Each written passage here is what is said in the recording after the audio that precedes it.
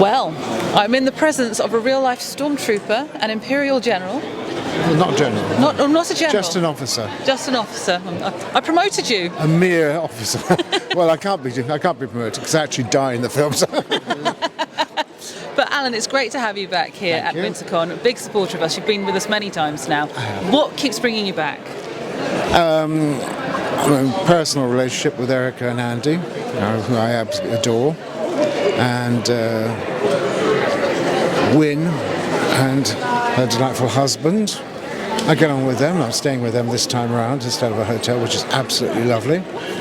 And the fact that everybody I meet down here, unlike a lot of other places, are very friendly. Very friendly, and I don't have to be too sarcastic or too fixed Richter smile. Now, when you were in the original Star Wars trilogy, did you have any idea at the time that it was going to become such a massive franchise and 30, 40 years later they're still making spin-off films? No, of course I had absolutely no idea. The first one I did was Empire Strikes Back. I had no knowledge about Star Wars, the first one. I knew it was being made, but I never got to see the theatrical release because I was working. That was what I was like in those days. So I never got to see that, but then I got a call from my agent who asked me to go on to Empire. And I said, well, this is going to be difficult. Being my agent, you've got to remember that you've actually booked me onto 2 other films, which I'm already established, and I'm in continuity. That means I can't change my appearance. He said, no, hold on, I'm going to send you out for a helmet role. I said, whatever that means, it sounds disgusting, but okay. He said, and you're only booked in for a couple of days. You've only got a couple of days spare before you've got to go back to one or the other film. I said, oh, well, that's fine. I said, a bit of pocket money would be very welcome. So I went, and 7.5 weeks later, I managed to escape. So one film had wrapped, and they'd already taken me out of the film completely. They cut me out, and I became a voiceover by somebody else. And the second film, they'd wrapped again, but they actually put together a special second unit just to fill my bits in. And joyous occasion, really. And then it came to Return of the Jedi. By that time, I'd been at the National Theatre for 3 years, and I was training to be a theatrical tailor. I was trained in tailoring by my family, but when it came to doing theatrical tailoring, that was so specialised. I went to do a 3-year residency there, and finishing up doing my city and guilds in period tailoring and pattern cutting. So I had then worked with a designer in the National Theatre, who was very nice, who had been offered the first film to go into production under the auspices of Channel 4. They hadn't actually gone on air yet. So this was going to be their first production ever for the series Films on 4. And he said, well, I'd love to do it, but I'll only do it if you do it. And I said, well, I have absolutely no experience except in front of the camera, and they're not going to want me in front of the camera. I've been out of that too long. So he said, well, yeah, but if you do it, I'll do it, and I'll make sure that you get paid well enough. I said, well, in that case, that's fine, because I hated the National Theatre, that concrete pile of crap. And officialdom, I hated it. So I went off to do it. But before I could actually start working on the film, I was asked to go into Elstree Studios, where they had a production office where I could go and sign my contract before driving myself to South Wales to start the following day.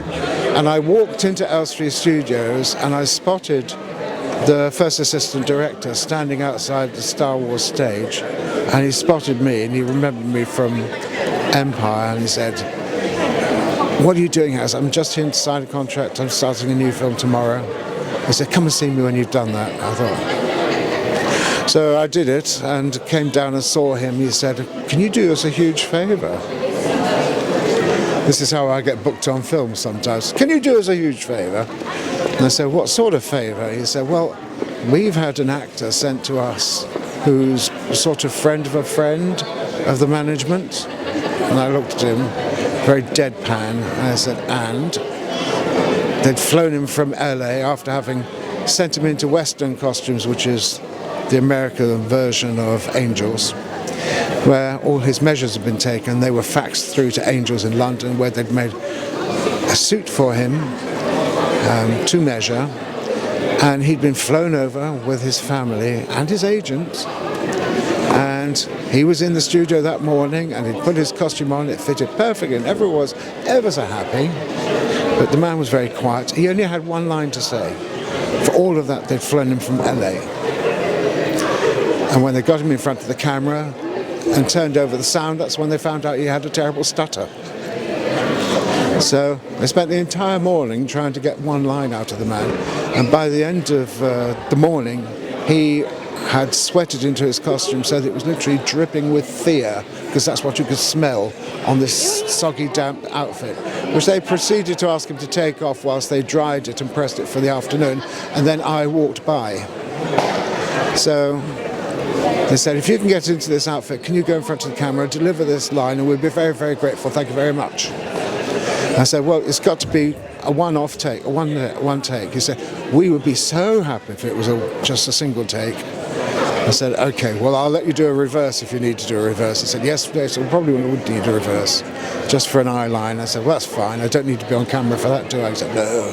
I said, okay, well, I'll go to the wardrobe and see if I can get this outfit on, which was stinking of sweat and fear. You could literally smell fear. And I started to try and get this outfit on, and it came nowhere near me. Because at that time I had a 48-inch chest and a 32-inch waist. And this guy was a 40 regular.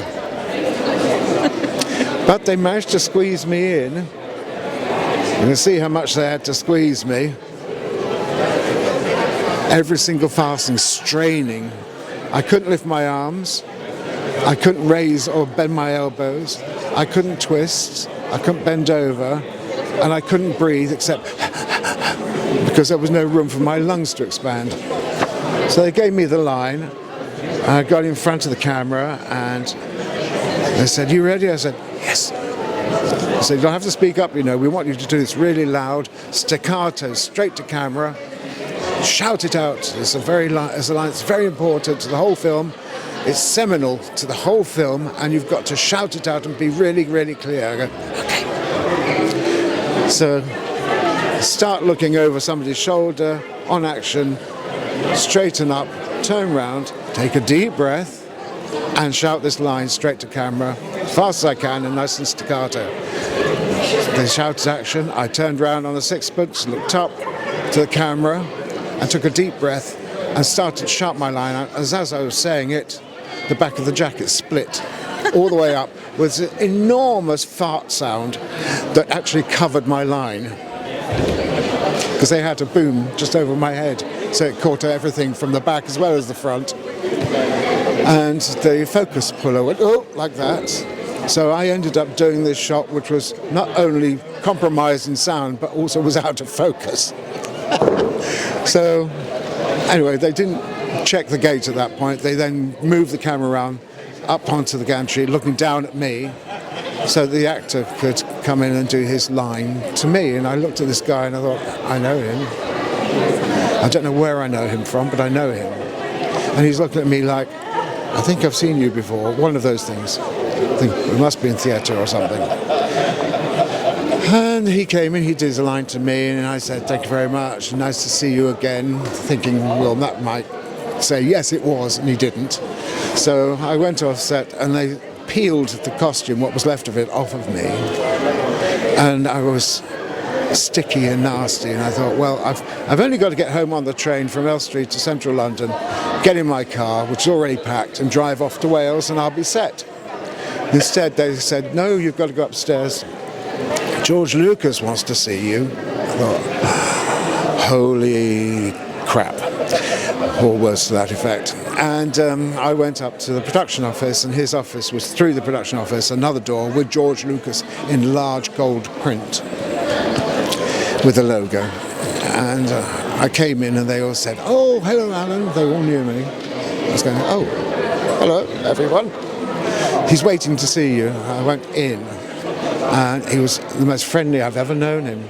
It's not something he could be accused of being very often, friendly. and effusive and even smiling, which is frightening. And he said, I owe you so much. You've helped us out. And they've told me what you've done. I really appreciate it. And it's fantastic you've done it. Blah, blah, blah. I said, that's all right, Mr. Lucas. I said I'd do it as a favour. And that's what it is. So thank you for saying thank you. It's very much appreciated. But I must go because I've got to go to my next film in Wales. I've got to get home and get my car and go. He said, oh, all right. Just one thing, he said, as I was starting to tell, he said, I've written out a contract for you on plain paper in green ink. And basically, the first line of it in his illegible handwriting was, I assign to George Lucas and Lucasfilm the rights to my image and voice throughout the known universe. The very first line of this contract. I thought, oh God, this is a typical American contract. It's going to be full of ifs, buts and maybes and no you can't.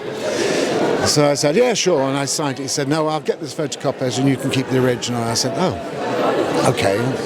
So he buzzed the buzz and then they came, they took it and brought it back and gave me the original and he put it into his file. I said, well, aren't you going to sign my one? He said, oh yes, of course, I signed it. I said, well, thank you very much.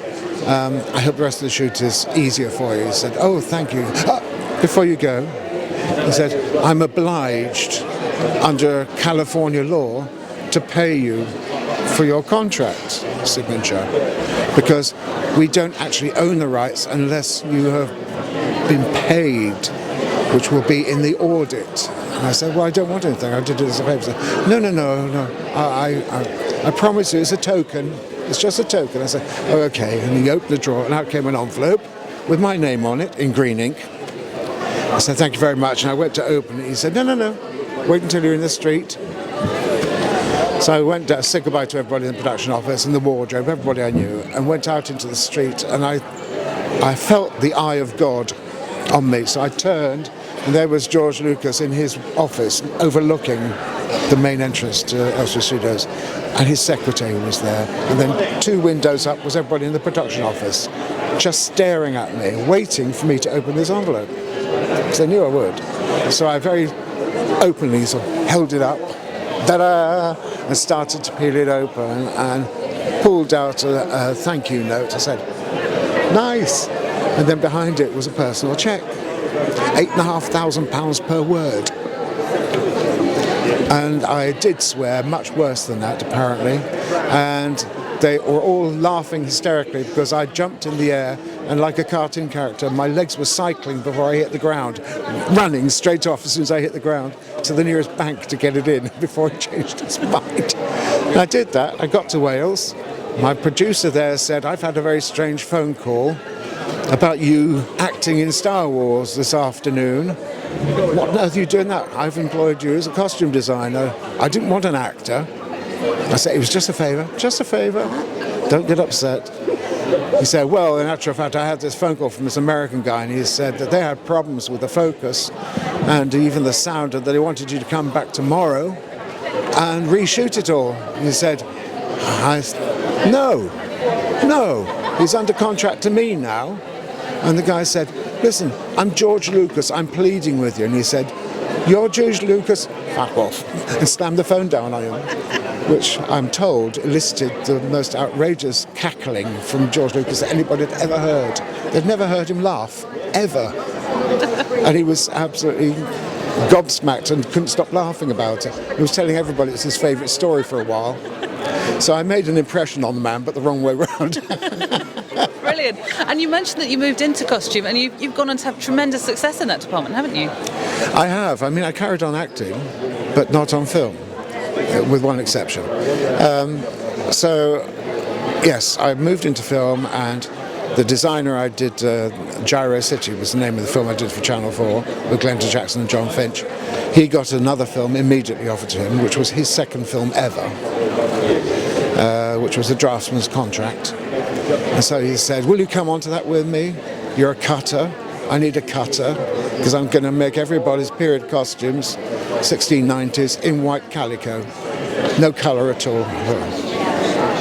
It's more work. So I went off to cut costumes for this one. And from that, I just kept on getting phone call after phone call after phone call. And I worked back to back on films forever and a day. And finally, I arrived in the wardrobe department proper through having studied design as well. And I became an assistant to lots of very famous designers. And eventually I was employed as a designer in my own right. And of the 47 titles that are on International Movie Database of me in costume, that is only 1/3 of the films I've actually made, because the other 2/3 have not had theatrical releases ever, not even on DVD or in a sex film cinema, which some of the films turned out to be, which I didn't know from the script. That was all put in after the event. What would you say has been your favourite? Has it been on camera or behind camera? Definitely behind camera. Definitely behind. I mean, I was doing films as a child for the Children's Film Foundation from the age of around about 13 onwards. And like a lot of people, you'd be sent with somebody who was going to chaperone the children. You'd all meet up at a railway station. You'd be taken to a studio, and all of a sudden you were in front of a camera or on a location, working in a double-decker bus, changing in a double-decker bus because they didn't have enough changing facilities, and going out in the field and doing whatever you were told to do. So that was about 500 films, as I say, that I was in, that I actually got credits for. But after I became an adult, and after leaving university, as I say, I went to the National Theatre, but at the same time I was still doing a little bit of acting, so I appeared in films before Star Wars, like Victor Victoria and with Julie Andrews. I did an absolutely dreadful film called Space Vampires with Mick Jagger's brother, the pair of us naked, strapped to a rocket, being eaten by lesbian vampires in the nude, as you do. That's one of those films. I appeared in Scum. Once again, full frontal naked, because Ray Winston, on his very first film, refused to be seen naked, so he went in with his back to camera, and I had to be full frontal naked. I thought, oh, what the hell, here we go again. It's 300 quid for a day's work, that's fine. And it just went on and on and on. So all these films started to add up and add up and add up.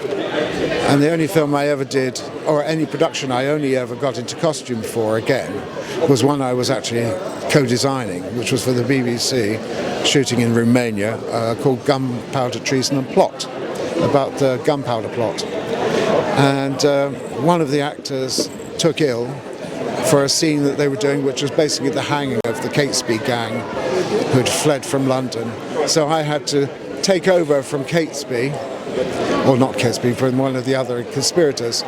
So they cropped my hair and then started digging out areas and putting in latex cuts and scars, because by that time I've supposed to have been tortured and God knows what else. And I'm about to be hanged, drawn and quartered. Very nice. So actually there is a picture on my Facebook of the costume, oh, not so much the costume, my makeup, covered in blood. So I put it up as my Halloween picture on my storyline. And so I did that, and the director said, "You were an actor before." I said, "Yes." He said, "You don't happen to be Catholic as well?" I said, "No." He said, "You wouldn't happen to know any Catholic prayers in Latin?" I said, "Well, as it happens, I do."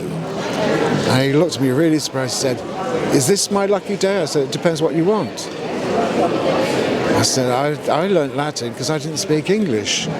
And Latin was my common language my first year when I was at Eton with my tutors. And it took a whole year for me to learn enough English to go into class with other people who didn't speak Latin but spoke English. I said, wow, well, it'd be great if you could be mouthing a Latin prayer. The life of an actor. So there I am with blood dripping down my face and doing my very, very bad acting impersonation of a Renaissance saint going up to heaven and muttering this prayer. And he said, "Cut!" overacting is not allowed on this production. I said, okay, I'll just do it straight. I just thought it was funny. I said, well, it is, but we're not going to use it. Brilliant. So that was it. You've had quite the career. Thank you very much for coming back to Wyntercon. Very well. We hope to see you again. I'm really happy to be here again. Hopefully we'll see you next time. We'll see. It depends if I'm still breathing then. I've had 9 cases of cancer since all those days are over. I've got cancer again now, so I take every day as it comes, and I treat every day as a joke. Well, we wish you all the best. Thank you. Thank you very much.